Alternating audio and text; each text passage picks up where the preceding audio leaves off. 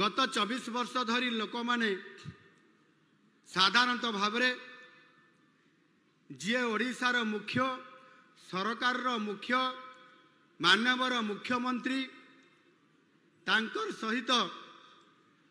टिके आमना सामना अर्थात देखा हवा पाई अनेक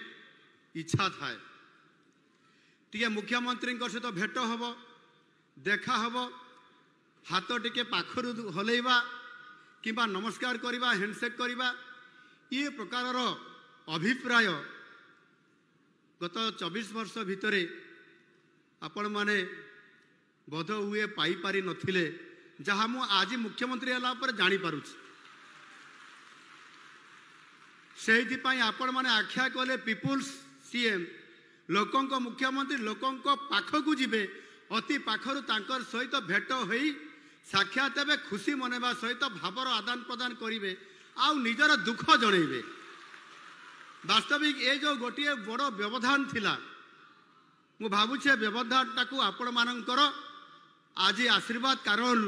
महाप्रभु जगन्नाथ आशीर्वाद कारण ये व्यवधान आज बोधे दूर हो जाइए आप स्वीकार करेंगे।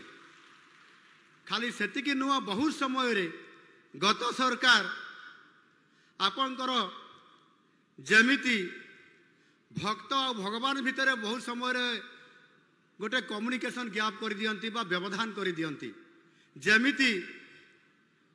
पुरी रे चारि द्वार बंद करी भक्त भगवान भितर गोटे व्यवधान कर देइथिले दूरता कर देइथिले। आपण माने निजे ही समस्ते तार अनुभव करिसंती एवं आपण माने दाबी करिथिले जे भक्त भगवान भितर दूरता बा व्यवधान आ रहिबो नाही भक्त भगवान एक हेबे आ सेहिथि पई आपण मान को आशीर्वाद रे आम सरकार आसीबार आम सरकार शपथ पाठ नेबार गोटे घंटा परे आपण मान को आशीर्वाद रे कैबिनेट बैठक बसागला एवं गोटे घंटा भीतर निष्पत्ति निगला जे से दिन आर दिन सकाळ पाहांतारे आपंकर चारि द्वार खोला जीवो ये निष्पत्ति निगला एवं सरकार निजे पुरी गले श्रीमंदिर